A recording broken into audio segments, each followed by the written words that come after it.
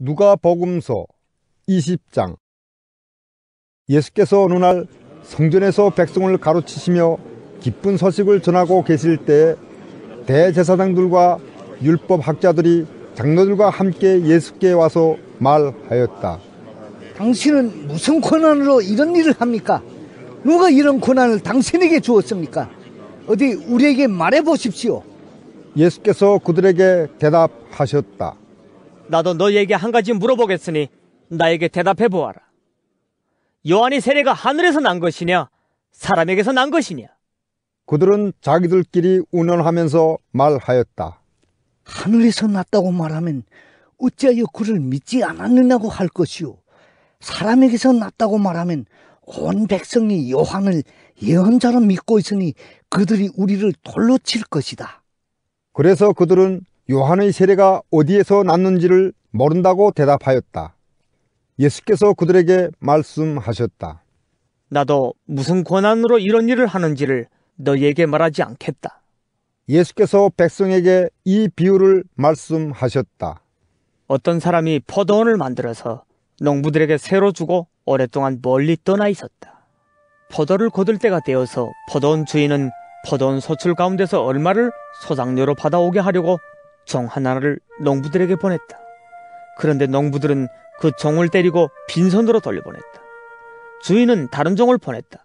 그랬더니 그들은 그 종도 때리고 모욕하고 빈손으로 돌려보냈다. 그래서 주인이 다시 세 번째 종을 보냈더니 그들은 이 종에게도 상처를 입혀서 내쫓았다. 그래서 포도원 주인은 말하였다. 어떻게 할까? 내 사랑하는 아들을 보내야겠다. 설마 그들이 내 아들이야 존중하겠지. 그러나 농부들은 그를 보고서 서로 의논하며 말하였다. 이 사람은 상속자다. 그를 죽여버리자. 그래서 유산이 우리 차지가 되게 하자. 그리하여 그들은 주인의 아들을 포도원 바깥으로 내쫓아서 죽였다. 그러니 포도원 주인이 그들을 어떻게 하겠느냐? 주인은 와서 그들을 죽이고 포도원을 다른 사람들에게 줄 것이다. 사람들이 이 말씀을 듣고서 말하였다. 그런 일이 없기를 바랍니다. 그때 예수께서 그들을 똑바로 바라보시고 말씀하셨다. 그러면 집 짓는 사람들이 버린 돌이 집 모퉁이의 머릿돌이 되었다 하고 기록된 말은 무슨 뜻이냐? 누구든지 그 돌 위에 떨어지면 그는 부스러질 것이요, 그 돌이 어느 사람 위에 떨어지면 그를 가루로 만들 것이다. 율법학자들과 대제사장들은 예수가 자기네들을 겨냥하여 이 비유를 말씀하신 줄 알았다. 그래서 그들은 바로 그때 예수께 손을 대어 잡으려고 하였으나 백성을 두려워하였다. 그리하여 그들은 기회를 엿보다가 정탐꾼들을 보내서 이들이 거짓으로 의로운 사람들인 채 행세하면서 예수께로 접근하게 하여 구의 말씀을 책잡게 하였다. 그렇게 해서 그들은 예수를 총독의 치리권과 사법권에 넘겨주려고 하였다. 그들은 예수께 이렇게 물었다. 선생님, 우리는 선생님이 바르게 말씀하시고 가르치시고 또 사람을 겉모양으로 가리지 않으시고 하나님의 길을 참되게 가르치고 계신 줄 압니다. 우리가 황제에게 세금을 바치는 것이 옳습니까? 옳지 않습니까? 예수께서는 그들의 속셈을 알아채시고서 그들에게 말씀하셨다. 데나리온 한 잎을 나에게 보여다오. 이 돈에 누구의 얼굴상과 글자가 새겨져 있느냐? 그들이 대답하였다. 황제의 것입니다. 예수께서 그들에게 말씀하셨다. 그러면 황제의 것은 황제에게 돌려주고 하나님의 것은 하나님께 돌려드리라. 그들은 백성 앞에서 예수의 말씀을 책잡지 못하고 그의 답변에 놀라서 입을 다물었다. 부활이 없다고 주장하는 사두개파 사람 가운데 몇 사람이 다가와서 예수께 물었다. 선생님, 모세가 우리에게 써주기를 어떤 사람의 형이 자식이 없이 아내를 남겨두고 죽으면 그 동생이 그 형수를 맞아들여서 뒤를 이을 아들을 자기 형에게 세워줘야 한다 하였습니다. 그런데 7 형제가 있었습니다. 마지가 아내를 얻어서 살다가 자식이 없이 죽었습니다. 그래서 둘째가 그 여자를 맞아들였고 그 다음에 셋째가 그 여자를 맞아들였습니다. 7 형제가 다 그렇게 하였는데 모두 자식을 남기지 못하고 죽었습니다. 나중에 그 여자도 죽었습니다. 그러니 부활 때 그 여자는 그들 가운데서 누구의 아내가 되겠습니까? 7이 다 그 여자를 아내로 맞아들였으니 말입니다. 예수께서 그들에게 말씀하셨다. 이 세상 사람들은 장가도 가고 시집도 가지만 저 세상과 죽은 사람들 가운데서 살아나는 부활에 참여할 자격을 얻은 사람은 장가도 가지 않고 시집도 가지 않는다. 그들은 천사와 같아서 더 이상 죽지도 않는다. 그들은 부활의 자녀들이므로 하나님의 자녀들이다. 죽은 사람들이 살아난다는 사실은 모세도 가시나무 떨기 이야기가 나오는 대목에서 보여주었는데, 거기서 그는 주님을 아브라함의 하나님, 이삭의 하나님, 야곱의 하나님이라고 부르고 있다. 하나님은 죽은 사람들의 하나님이 아니라 살아있는 사람들의 하나님이시다. 모든 사람은 하나님과의 관계 속에서 살고 있다. 이 말씀을 듣고서 율법학자 가운데 몇 사람이 말하였다. 선생님, 옳은 말씀입니다. 그들은 감히 예수께 더 이상 질문을 하지 못하였다. 예수께서 그들에게 말씀하셨다. 어떻게 사람들이 그리스도를 다윗의 자손이라고 하느냐? 다윗이 친히 시편에서 말하기를 주님께서 내 주께 말씀하셨다. 내가 내 원수들을 내 발 아래에 굴복시킬 때까지 너는 내 오른쪽에 앉아 있으라 하였다. 다윗이 그리스도를 주라고 불렀는데 어떻게 그가 다윗의 자손이 되겠느냐? 모든 백성이 듣고 있는 가운데 예수께서는 자기 제자들에게 말씀하셨다. 율법학자들을 조심하여라. 그들은 예복을 입고 다니기를 원하고 장터에서 인사받는 것과 회당에서 높은 자리와 잔치에서 윗자리를 좋아한다. 그들은 과부들의 가산을 삼키고 남에게 보이려고 길게 기도한다. 그들은 더 엄한 심판을 받을 것이다. 누가복음서 21장. 예수께서 눈을 들어 부자들이 헌금기에 헌금 넣는 곳을 보시고 또 어떤 가난한 과부가 거기에 랩던 두잎을 넣는 곳을 보셨다. 그래서 예수께서는 말씀하셨다. 내가 진정으로 너희에게 말한다.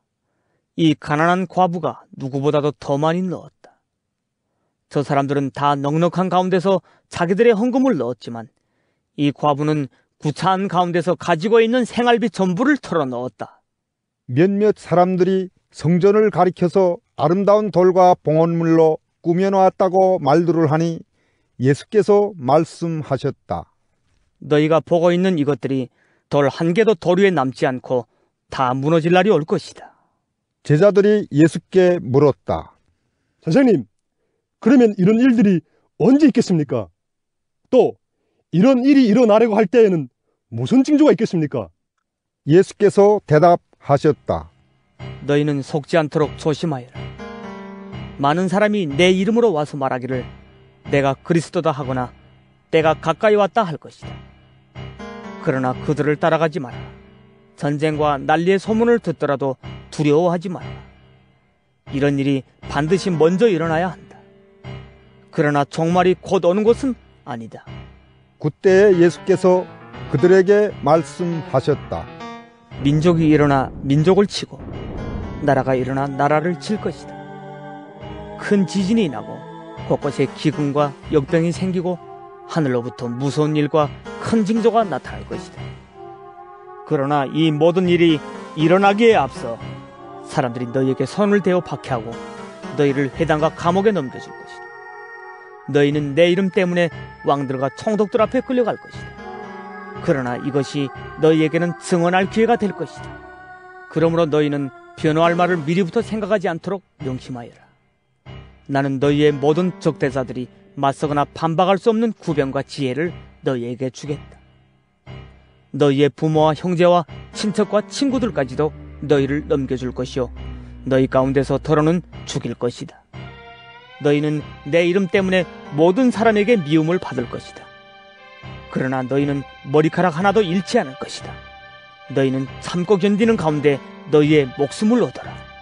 예루살렘이 군대에게 포위당하는 것을 보거든 그 도성의 파멸이 가까이 온 줄 알아라. 그때 유대에 있는 사람들은 산으로 도망가고 그 도성 안에 있는 사람들은 거기에서 빠져나가고 산골에 있는 사람들은 그 성 안으로 들어가지 말아라. 그때가 기록된 모든 말씀이 이루어질 징벌의 날들이기 때문이다. 그 날에는 아이벤 여자들과 젖먹이가 딸린 여자들은 화가 있다. 땅에는 큰 재난이 닥치겠고 이 백성에게는 무서운 진노가 내릴 것이다. 그들은 칼날에 쓰러지고 무디방 나라의 포로로 잡혀갈 것이요.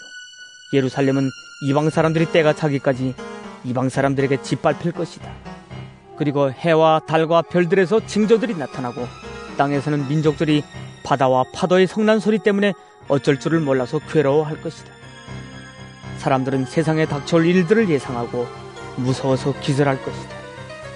하늘의 세력들이 흔들릴 것이기 때문이다. 그때 사람들은 인자가 큰 권능과 영광을 띠고 구름을 타고 온 것을 볼 것이다. 이런 일들이 일어나기 시작하거든 일어서서 너희의 머리를 들어라. 너희의 구원이 가까워지고 있기 때문이다. 예수께서 그들에게 비유를 하나 말씀하셨다. 무화과 나무와 모든 나무를 보아라. 잎이 돋으면 너희는 스스로 보고서 여름이 벌써 가까이 온 줄을 안다. 이와 같이 너희도 이런 일들이 일어나는 것을 보거든 하나님의 나라가 가까이 온 줄로 알아라. 내가 진정으로 너희에게 말한다. 이 세대가 끝나기 전에 이 모든 일이 다 일어날 것이다. 하늘과 땅은 없어질지라도 내 말은 절대로 없어지지 않을 것이다. 너희는 스스로 조심해서 방탕과 술 취함과 세상살이의 걱정으로 너희의 마음이 짓눌리지 않게 하고 또한 그날이 덕과 같이 너희에게 닥치지 않게 하여라. 그날은 온 땅에 사는 모든 사람에게 닥칠 것이다. 그러니 너희는 앞으로 일어날 이 모든 일을 능히 피하고 또 인자 앞에 설 수 있도록 기도하면서 늘 깨어 있어라. 예수께서는 낮에는 성전에서 가르치시고 밤에는 나와서 올리브 산이라고 하는 산에서 지내셨다. 그런데 모든 백성이 그의 말씀을 들으려고 이른 아침부터 성전으로 모여들었다.